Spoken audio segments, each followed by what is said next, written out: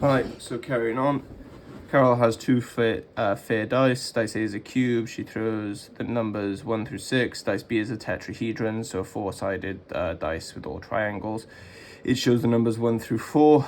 Carol throws both dice. What's the probability? She throws a 5 on dice A and a 3 on dice B. So immediately, it being a tetrahedron is irrelevant because it tells you how many there are. Same with it being a cube and having 6, it tells you how many there are. So what's the probability? She throws a 5 on dice A and a 3 on dice B. So these are independent events, so you just consider the probabilities separately and then multiply them. So the probability she gets a 5 on dice A is 1 out of 6, and then the probability she gets a 3 on dice B is 1 out of 4. So the probability of both happening is 1 over 6 times 1 over 4, which is 1 times 1 on top, 6 times 4 on the bottom, which is 1 over 24. So 1 in 24 times that will happen. Asif has a biased four-sided dice. The dice shows the numbers 10, 20, 30, 40. Asif throws the dice once. The table below gives the probability of obtaining each number. So 10, it's a half. 20, it's a fifth. 30, it's a fifth. 40, it's a tenth. What's the probability that Asif throws either a 30 or a 40? In this case, you would just add them together. So if you imagine it as a pie chart, effectively. So 10 is half of it. 20 is a fifth, so it will look kind of like that. 30 is also a fifth. And then 40 is this 10 here, so 30, 40, 20. So imagine you're throwing a dart at this board. What area are you allowed to hit, effectively? And you want 30 and 40. So it's this section here. So it would be this 10th and this fifth added together. So it's 1 over 10 plus 1 over 5. Which is 1 over 10 plus 2 over 10, which is 3 over 10, so it is 30%. And you don't have to write 30%, but you can leave it as 3 over 10 if you want to, but I feel like it's nice if you can write it as a probability. Okay, moving on. So 11, the diagram shows two right-angled triangles joined together along a common side. AB is 10.8 centimeters, BC is 14.4, and CD is 24 centimeters. Calculate the area of triangle ACD. Okay, this is quite straightforward. So we've got two lengths here in this right angle triangle. So we're going to apply Pythagoras. So a squared plus b squared equals c squared. So out of a, b, and c, we haven't got c because that's the one opposite the right angle. So we need to find c. So it's a and b we've got equals c squared. So using my calculator, 10.8 squared plus 14.4 squared.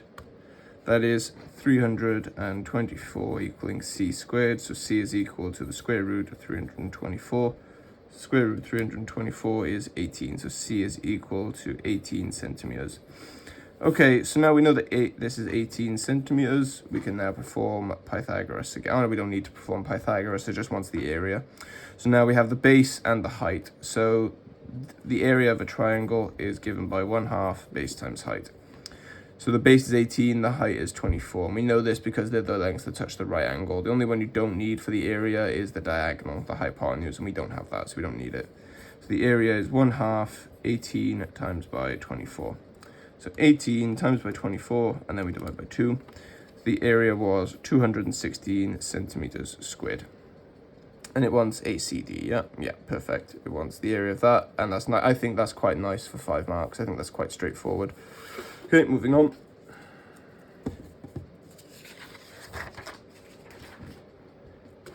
Okay, again, this is quite a nice one for 4 marks. It can be a bit messy, and it's easy to make mistakes with it, like trivial mistakes, but the method is generally the same. So the solution to the equation lies between 7.2 and 7.3. So what I'm going to do is I'm going to create a little table for myself. So this is x, and then x cubed minus 5x minus 350. And then above or below 0. So there's a certain way of doing these, and you can kind of work your way towards the solution logically, but to get all 4 marks here, you do need to evaluate certain values in different ranges. So the way you get this is by evaluating the 2 start values initially, so that will ensure you get all the marks effectively if you do the method correctly. So 7.2, and then we're going to cube it, minus 5 times it, and then minus 350. So the answer is minus 12.752, and that is below 0. Okay, let's do 7.3. So again, I'm using my answer function here because I find it easier to do it with that. So you just simply set your previous answer to what you're using and then just sub it into the formula. So I'm using answer cubed minus 5 times answer minus 350. And before I started this, I wrote 7.3 in. So this would be 2.517, and that is above. So we do indeed have an answer between 7.2 and 7.3. This is below 0, this is above 0. So we definitely do have an answer somewhere between 7.2 and 7.3. So the next logical move is to go directly in the middle at 7.25. So again, I set that as my answer, and then it's answer cubed minus 5 times answer minus 350. So I get this to be minus 5.171875, and that is below. So now we need to logically look at this and remember what we're looking for. So at 7.2, that was below. At 7.25, it's still below. And then at 7.3, it's above. So the change occurs between 7.25 and 7.3. So we need to head towards 7.3. So 7.26 would be our next one. 7.26 cubed, 7.26, and I'll set that as answer. So cubed minus 5 times answer minus 350. So I get this to be minus 3.642824, and that is still below. So what we're looking for is the change itself. So we're looking from this below to become above, and then we'll know where our answer lies. Okay, the next one then, 7.27. So answer cubed minus 5 times answer minus 350. So I get minus 2.109417, and that is still below. So the next one being 7.28 cubed minus 5 times 7.28 minus 350. I get that to be minus 0.571648, which is still below.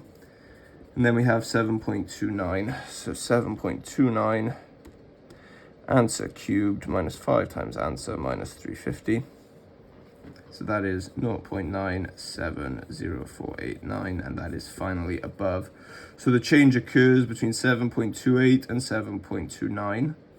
So now we know to 2 decimal places, which is what the resolution we're looking for, it's either 7.28 or 7.29. So now what we need to do is just work out which one is closer to, and we're done. So to do that, we go in the middle, the direct middle of the two, which would be 7.285. And if it's below, then it's closer to 1, and if it's above, it's closer to the other. But we'll assess that when we do it. So 7.285. Answer cubed minus 5 times answer minus 350. So it is 0.198874125, and that is above. Right, so we now need to evaluate these three and see out of these two, which one is it closer to. So 7.28 is below, 7.285 is above. So the change occurred between these two. So if you visualize it like this, 7.28, 7.29, and then 7.285, the change occurred by here. So out of these two, which one is it closer to? It's closer to this one. So the answer is x is equal to 7.28 to 2 decimal places. Right, almost done with this paper now. We've got maybe 2 more pages left, I think. So question 13, which of the following describes 2x plus 5y? That is an expression. So it doesn't have an equal, so it's not an equation. It's not a formula, it doesn't have an equals. It's not an inequality, it doesn't have an inequality, but it is an expression. Which of the following describes this? That is an equation. So it's algebra on both sides, and it has an equals in the middle. Right, data for different types of t, different values of t is shown below. Calculate an estimate for the value of t. So these are very much, you should have done plenty of these by now. So this is midpoint, and then this is sum. So to find the mean, we add all the numbers up and we divide by how many there are, right? So finding how many there are is quite straightforward. So 8 plus 7 is 15, plus 5 is 20. But the issue is we don't actually know what the numbers are to add them up.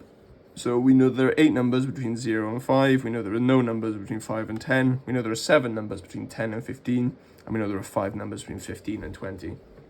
So what we do is we estimate. So this estimate is important. We're allowed to have a rough guess at it pretty much.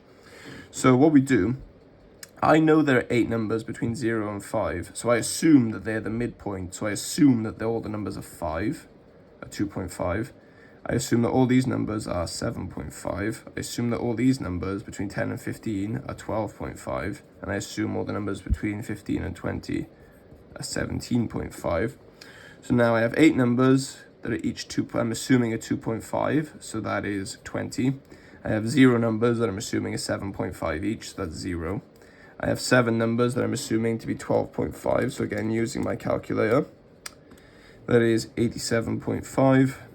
And then I have 5 numbers that I'm assuming to be 17.5, which is 87.5 again. And now I add these up. So 87.5 twice plus 20, that is 195. So I estimate that they add to 195, and I know there's 20 of them. So it's 195 divided by 20, which is 9.75 approximately.